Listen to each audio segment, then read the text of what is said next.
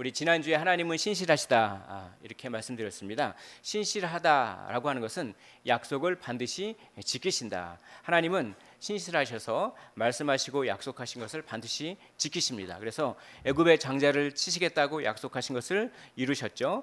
또 애굽 사람들로부터 은금 패물을 받으며 나온다라고 하는 그 약속도 지키셨습니다. 하나님은 아브라함에게 하신 약속도 지키셨습니다. 이스라엘 백성이 장정만 60만 명, 그러니까 대략 200만 명이 출애굽을 합니다. 그래서 그건 아브라함에게 하신 말씀을 이루신 거죠. 너의 자손이 별처럼 많을 것이라 라고 하는 창세기 15장 5절의 약속을 지키신 것이고, 또 창세기 15장 13절 14절의 약속도 지키신 것이죠. 너의 자손이 이방에서 객이 되어 그들을 섬기겠고 400년 후에 큰 재물을 이끌고 나올 것이다. 이런 말씀, 그러니까 하나님은 말씀하시면 전부 지키시는 분입니다. 할렐루야. 하나님 그 약속을 지키시는 하나님을 찬양합니다.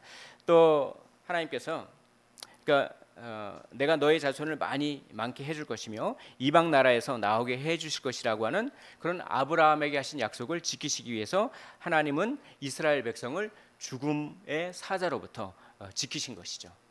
그게 유월절이지 않습니까? 그래서 하나님은 이스라엘을 지키심으로 약속을 지키시는 분이다.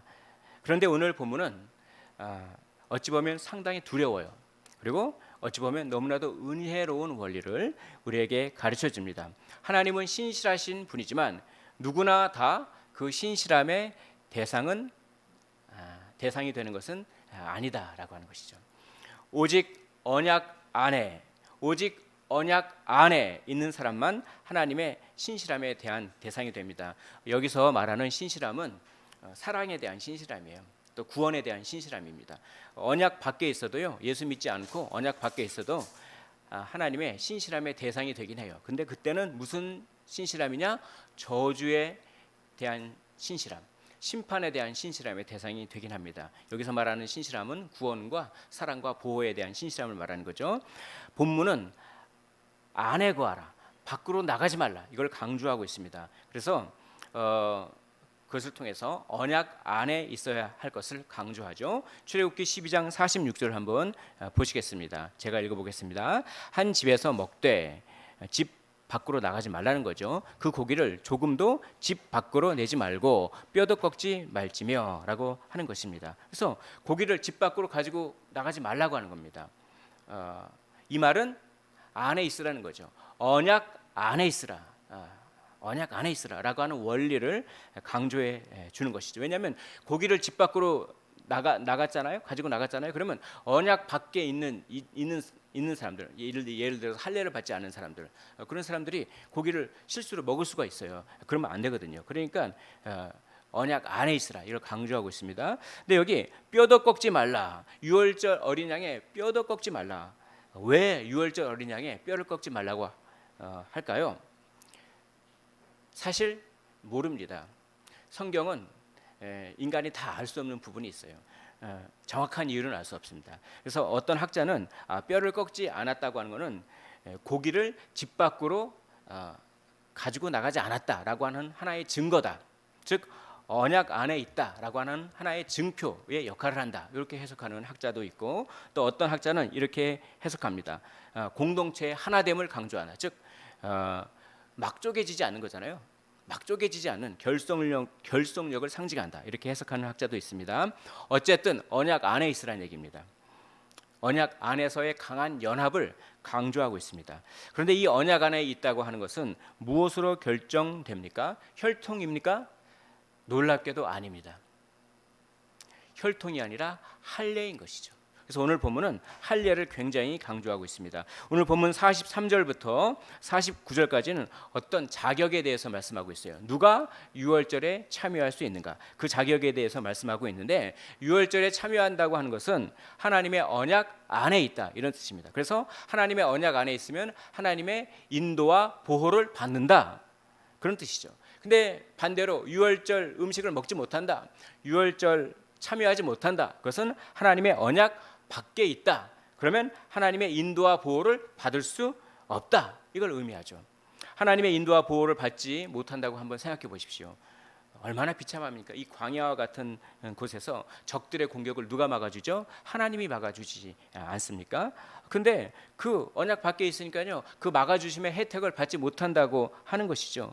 인생의 길을 헤매고 방황하며 허무함에 굴복합니다. 이렇게 저렇게 애쓰고 수고하다가 밤이 되면 아이고 내가 무엇 때문에 이렇게 저렇게 살지라고 하면서 공허함이 밀려오면서 고독감과 고립감이 괴롭히죠. 삶의 모진 풍파와 영적인 공격 속에서 피할 곳이 없습니다. 피하려고 해도요, 생각은 피해지지 않습니다.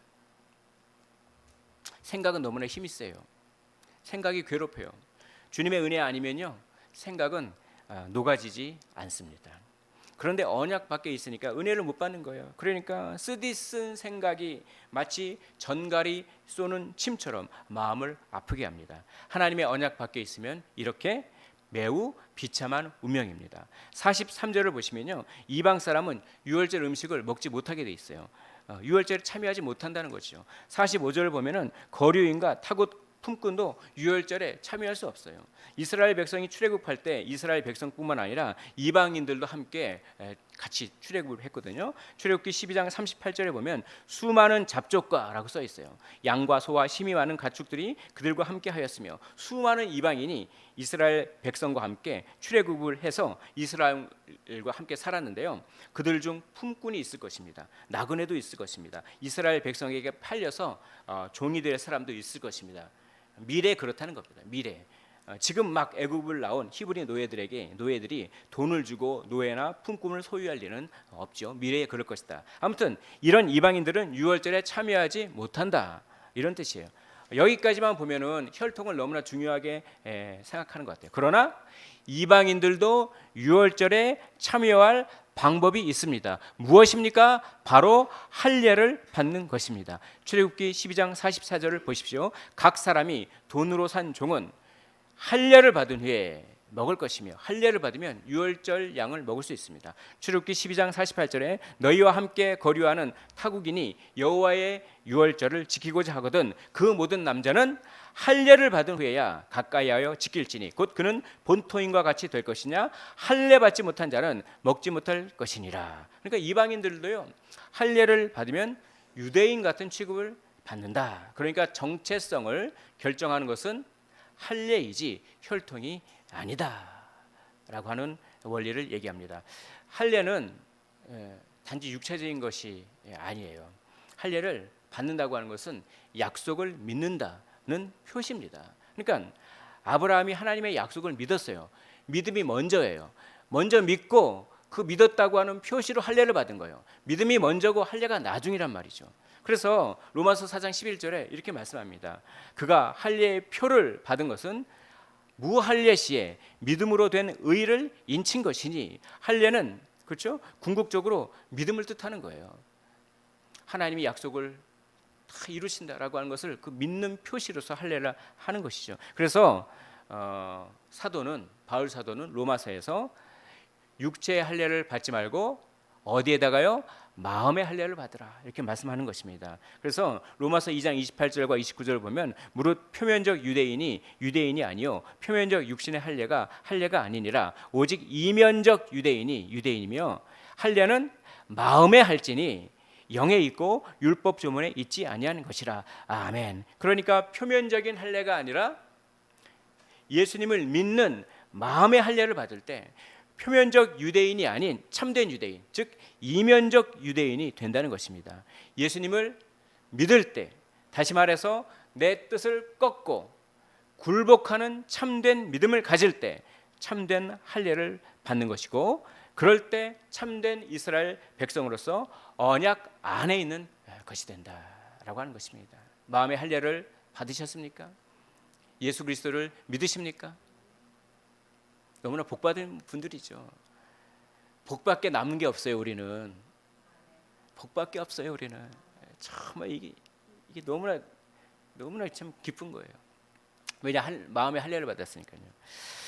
성도 여러분, 바로 이 지점에서 인생의 가장 긴급하고 중요한 문제가 제기되고 있습니다. 그것은 내가 믿음이 있느냐 아니면 없느냐입니다. 내가 언약 안에 있느냐 아니면 언약 밖에 있느냐. 내가 죽어가고 있는 사람에게 무엇이 가장 긴급하고 중요합니까? 사는 일이죠. 사는 것보다 더 긴급하고 중요한 일은 없어요. 그런데 사는 방법이 있습니다. 그 방법이 다 알려졌어요. 그러면 어떻게 할까요? 그 사는 방법대로 행하면 됩니다. 근데 많은 사람들이 그 방법대로 행하지 않습니다. 그 방법을 무시해요. 명품 가방을 들고 뽐내며 사진을 찍습니다. 그러면서 행복하다고 하죠. 힘과 권력과 명예를 얻으려고 너무나 애를 씁니다. 그래서 그걸 조금이라도 얻으면 교만해서 막 좋아해요. 근데 조금이라도 잃어버리면 막 절망합니다. 그리고 사람에게 인정받으면 뭐 그런 말씀을 하시냐고 라고 하면서도 짜릿한 기쁨이 있죠. 그 짜릿함을 멈추지 않고 그럴듯한 겸손으로 위장하면서 더 듬뿍 우쭐함을 만끽합니다. 더 많이 소유하려고 합니다. 가지면 좋아합니다. 갖지 못하면 그렇게 서러울 수가 없어요. 그렇게 서운할 수가 없어요. 그래서 갖지 못해서 분노가 치밀어오고 어쩌면 아이고 내 인생이 왜 이렇게 처량하냐, 처량함이 밀려오기도 합니다. 파멸로 이끄는 죄된 욕망을 행복으로 착각합니다. 그건 죄가 속이는 거잖아요. 뱀이 하와를 속이듯이 죄가 그렇게 속이는 건데 그걸 자아실현이라고 여기에서 그렇게 죽음의 길로 가는 거죠. 왜곡된 자아실현은 죽음으로 가는 길일 뿐입니다. 그런 욕망의 굴레에 갇혀 그것만 신경 쓰니라 정작 자신은 죽어가고 있는데요. 죽어가고 있는 자신을 생각하지 않습니다. 사는 방법이 있음에도 사는 방법을 붙잡지 않습니다. 우주의 왕이 온 우주를 창조하신 왕이 천국 잔치를 초대했는데요. 초청에 응하지 않은 거예요. 시집 가야죠. 장가 가야죠. 소도 사야죠. 농가 밭에 나가서 할 일이 많죠. 그러면서요. 정욕의 노예가 되어 정욕에게 불임을 당합니다. 언약 밖에 있는 인생이죠. 욕망 안에 있는 인생이죠. 사는 방법이 무엇입니까? 어린 양 되신 예수 그리스도 그분을 믿는 것입니다. 믿음으로 그분과 연합되는 것입니다. 그래서 그분 안에 사는 것입니다. 그게 사는 방법이에요. 오늘 본문은 어린 양 되신 예수 그리스도를 보여줍니다. 오늘 본문에는요 예수님이 예표가 돼 있어요. 46절을 다시 한번 보시겠습니다. 46절에 맨 마지막에 뼈도 꺾지 말지며 라고 되어 있습니다. 어린 양의 뼈는 꺾어져서는 안 됩니다. 우리는 그 이유를 정확히 알지는 못한다고 제가 말씀드렸죠. 그러나 이 말씀은 예수님을 보여주고 있어요. 이 말씀이 예수님의 십자가에서 성취되어 있어요. 그러니까 유대인들이 로마 군사들에게 가서 빨리 저 십자가에 달려있는 사람들의 그 다리를 꺾어버리라고 얘기하는 겁니다. 왜입니까? 그 다리를 딱 꺾잖아요. 십자가에 이렇게 딱 매달려 있는데요. 그 십자가의 체중을 이 다리가 이 허벅지, 무릎 이런 데서 지탱하고 있잖아요. 근데 그 허벅지 다리를 딱 꺾어버리면 어떻게 되겠습니까? 십자가에 매달려 있다가 앞으로 이게 뭡니까? 이게 버텨지를 못하니까 다리가 앞으로 이렇게 쏠리겠죠. 그러면 이 횡격막이 눌려요. 그럼 숨을 못 쉬어요. 그럼 질식해요. 그래서 빨리 죽어요.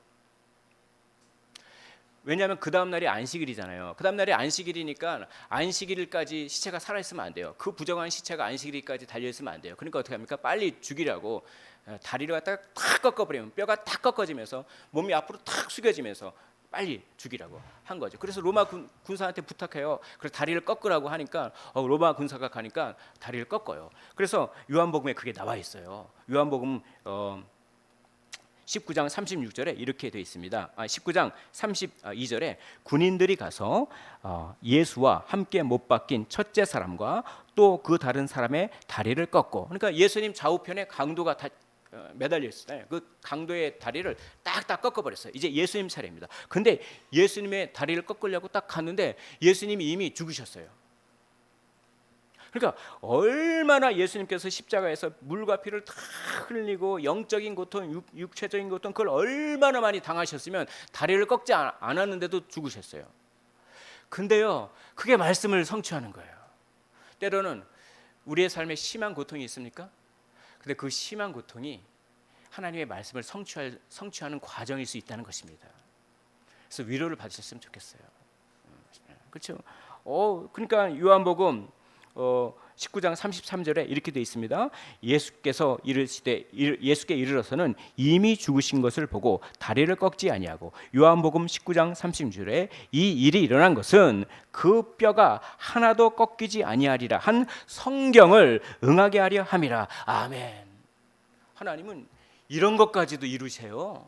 철저하게 신실하신 분입니다. 하나님이 말씀하면 그 1.1획도 놓치지 않고 다 이루십니다. 그런 하나님이 누구 편이라고요? 우리 편이잖아요. 너무 행복합니다. 우리 편이에요. 그런 하나님이 우리 편이에요. 내 인생을 다 책임져 주신다니까요.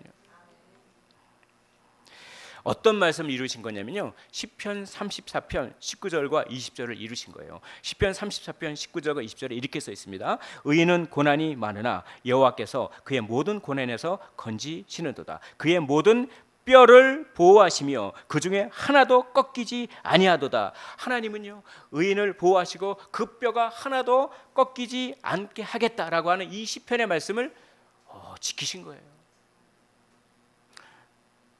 그러니까 이 사실로부터 우리는 이걸 알 수가 있습니다. 하나님이 뼈가 꺾이지 않도록 보호하신 예수님은 죄가 하나도 없으신 의인이셨다. 그러니까 뭡니까? 자기 죄 때문에 죽은 것이 아니라 누구 죄 때문에요? 우리 죄 때문에, 내 죄 때문에 죽으셨다라고 하는 것을 알게 된 거죠. 성경이 그걸 입증하고 있는 것입니다. 또 어떤 말씀을 응하셨나요? 오늘 출애굽기의 말씀이잖아요. 어린 양의 뼈가 꺾어져서는 안 된다고 하는 말씀을 이루신 거잖아요. 그러니까 예수님은 의인이면서 동시에 어린 양이셨다는 거예요. 그게 증명된 겁니다. 그러니까 예수님은 자기 죄가 아니라 우리의 죄, 나의 죄 때문에 죽으시고 어린 양으로서 우리를 살리시기 위하여 희생 제물로서 죽으신 것이죠. 하나님은 철저하게 이런 구원의 약속을 1.1획도 놓치지 않고 다 이루신 참으로 신실하신 분인 것입니다. 이것이 사는 유일한 방법입니다. 어린 양 되신 예수 그리스도를 믿음으로써 구원의 신실하신 하나님의 그 신실함의 대상이 되는 것, 그것이야말로 우리가 살 수 있는 유일한 방법인 거죠.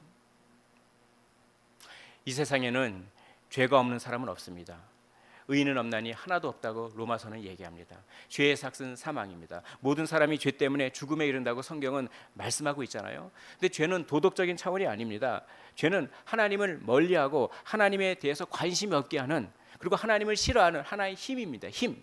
그래서 그 죄가 우리 안으로, 우리 영혼에 침투해요. 침투해가지고 영혼에 힘을 가해요. 그래서 욕망이 막 생기게 만듭니다. 그리고 이런 생각 저런 생각, 죄된 생각에 막 깊게 빠지게 만들어요. 그리고 죄가 우리 안에 힘을 가해서 우리가 우상을 섬기게 하는 겁니다. 왜냐? 불안하잖아요. 그러니까 불안함을 피하려고 또 순간의 만족과 쾌락을 얻고자 우상을 섬기게 만들어요. 그게 죄가 우리에게 힘을 가하는 겁니다. 우리의 영혼에. 근데 우상은 뭡니까? 우상은요, 보이는 무슨 형상도 우상이지만 진짜 우상은 하나님보다 더 사랑하는 모든 것이 우상이에요. 대표적인 게 돈이잖아요. 그래서 성경은 돈을 사랑함이 일만하게 뿌리라. 그러니까 디모데전서 6장 10절에 돈을 사랑함이 일만하게 뿌리가 되나니 이것을 탐내는 자들은 미혹을 받아 믿음에서 떠나 많은 근심으로서 자기를 찔렸도다. 돈 해보세요. 그러면 돈 많이 하면 근심도 많아져요. 돈 하면 그 돈을 잃어버릴까 봐 근심이 우리를 찔러버려요.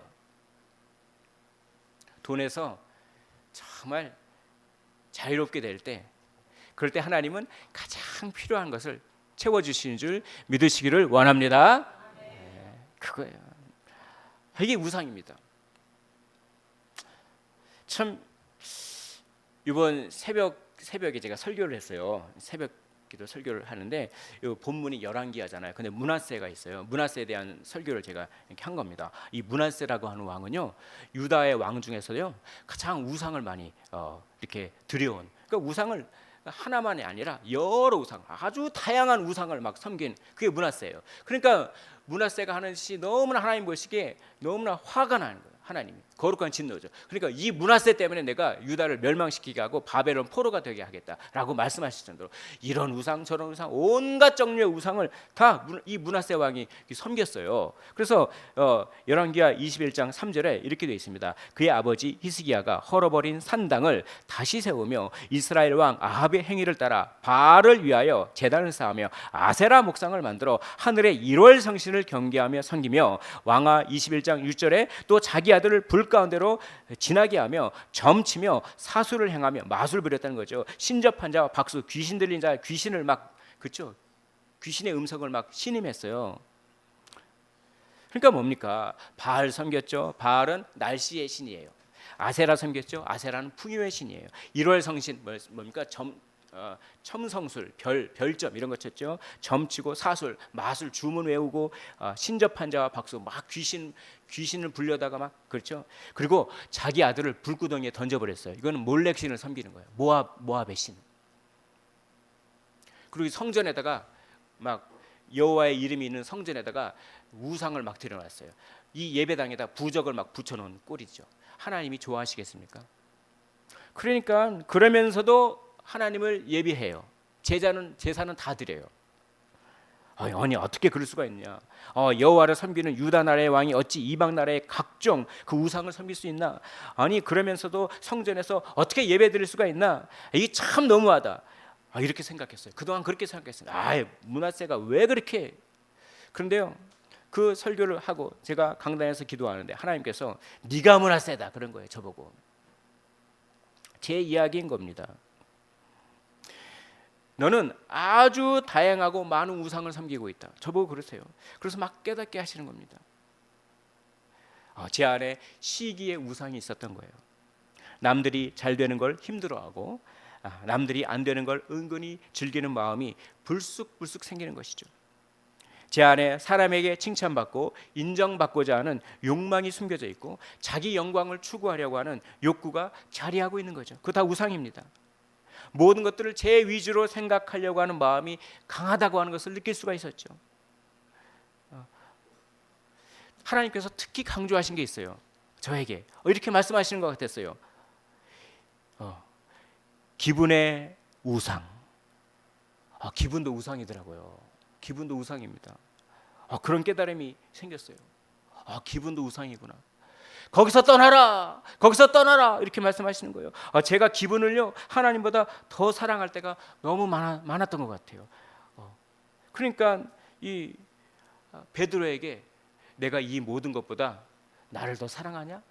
이렇게 물어보시잖아요. 그리고 베드로에게 물어보신 질문을 똑같이 저에게 하시는 것입니다. 네가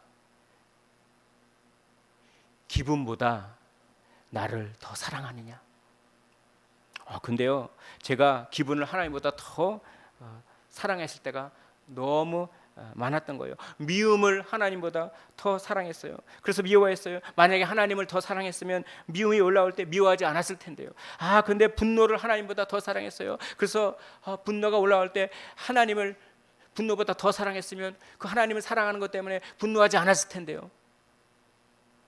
그리고 정말 슬픔과 그래서 화를 낸 거죠. 그리고 슬픔과 낙심을 하나님보다 더 사랑했어요. 그래서 하나님을 바라보지도 않고 원망하고 불평하고 남 탓하고 염려 걱정에 사로잡혀서 주님께 기도하면서 해결책을 찾지 않으려고 했던 때가 얼마나 참 많았습니까? 주님을 믿는 사람은 어떻게 생각해야 될까요? 어떻게 될까? 어떻게 될까? 어떻게 될까? 어떻게 될까? 라고 생각하기보다는 어떻게 하실까? 어떻게 하실까? 라고 기대하면서 어떻게 순종할까? 어떻게 순종할까? 이렇게 생각해야 되잖아요. 근데 어떻게 될까? 어떻게 될까? 그건 뭡니까? 슬픔을 더 사랑한 거죠. 하나님보다. 그 우상이잖아요.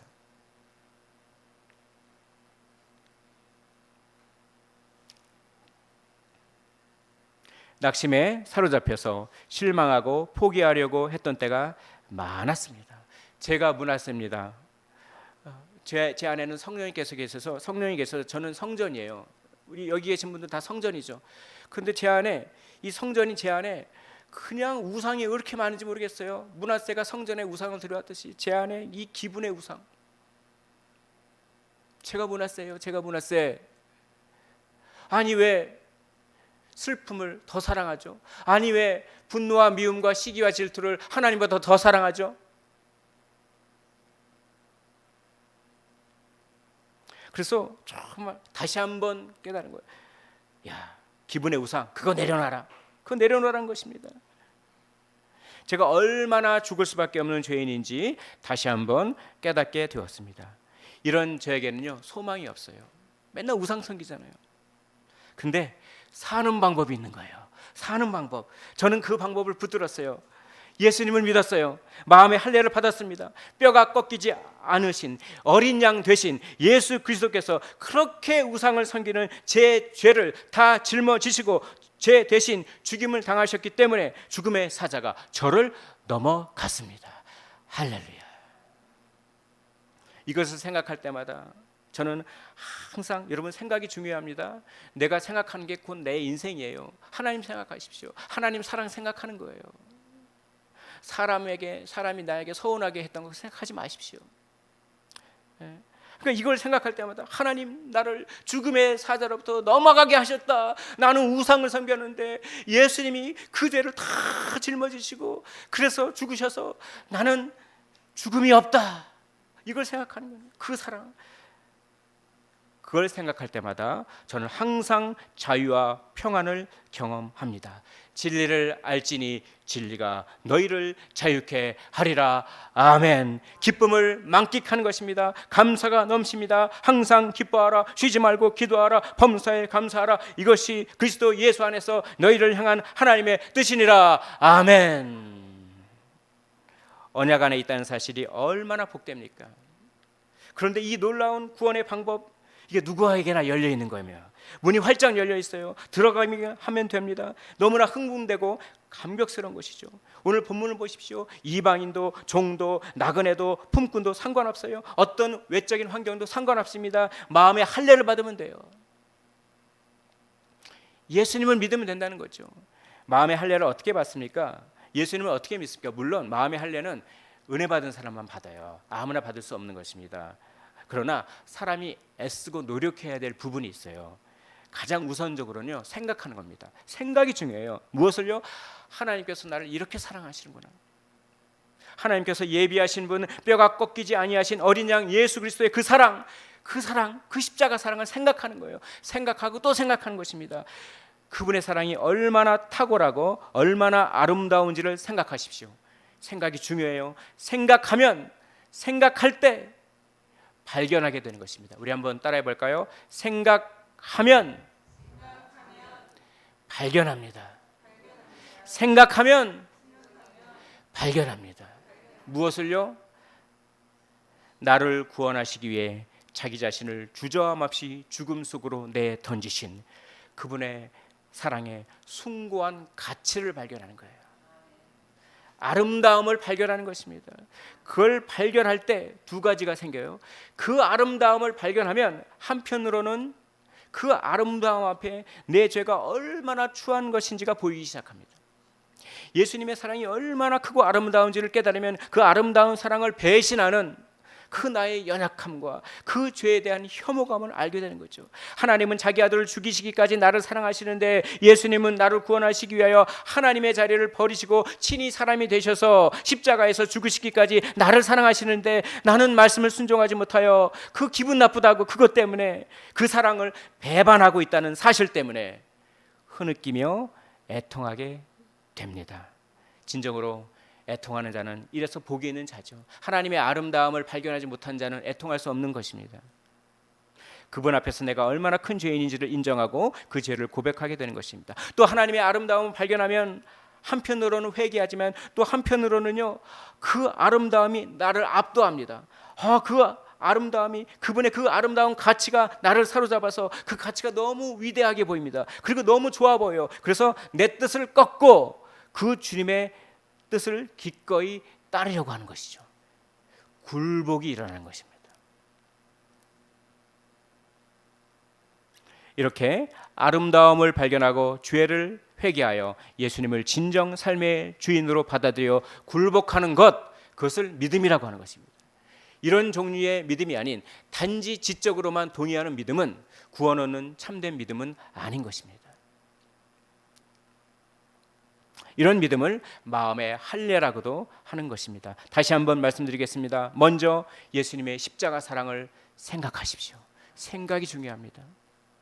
그러면 그 사랑의 아름다움을 발견하게 될 것입니다. 그 아름다움을 발견하면 한편으로는 죄를 회개하며 또 다른 한편으로는 그 아름다운 가치에 굴복하는 믿음을 갖게 되는 것입니다. 마음의 할례를 받고 언약 안에 들어가서 언약 안에 거하게 되는 것입니다. 할렐루야. 하나님의 구원하시고 사랑하시는 그 신실하심의 대상이 되는 거예요. 그 신실함의 대상이 되면 하나님이 지켜주시고 하나님이 먹여주시고 하나님이 살려주시고 하나님이 막아주시고 하나님이 보호해주시고 끝까지 견인해주시고 우리 앞에는 복밖에 남은 것이 없습니다. 말씀을 정리하도록 하겠습니다. 하나님은 구원에 신실하신 분이십니다. 하나님은 구원과 보호의 약속을 반드시 지키십니다. 그러나 오직 마음의 할례를 받아 언약 안에 거해야만 그 신실함의 대상이 됩니다. 사랑하는 성도 여러분, 우리의 믿음을 점검하십시오. 굴복하는 믿음이 있으십니까? 만약 굴복하는 믿음이 없다면 어떻게 해야겠습니까? 십자가에 나타난 하나님의 사랑을 계속 생각하십시오. 그 사랑의 아름다움을 발견하시길 원합니다. 아름다움을 발견하게 해달라고 기도하십시오. 그래서 회개와 굴복을 경험하시길 원합니다. 만약 굴복하는 믿음이 있으면 할렐루야, 너무나 좋은 거죠. 그러나 거기에 만족하지 마시길 원합니다. 내 믿음이 이 정도면 됐어 라고 하면서 믿음의 성장을 꾀하지 않는 것도 죄입니다. 그 믿음이 계속 자라나기를 위해 힘쓰시기를 바랍니다. 십자가 사랑을 계속 생각하십시오. 그 사랑의 아름다움을 지속적으로 발견하십시오. 날마다 회개와 굴복을 경험하여 처음 사랑을 잃어버리지 않도록 부단히 애쓰시기를 원합니다. 언약 안으로 들어가십시오. 언약 안에 거하십시오. 언약 안에 거하는 삶을 통해 기분이라고 하는 우상을 이기고 왜곡된 생각, 우리를 힘들게 하는 생각을 다 녹여내시기를 원합니다. 그럼으로써 자유와 평안과 기쁨을 누리시고 영적 싸움에서 승리하시기를 복되신 우리 주님의 이름으로 간절히 축원드립니다.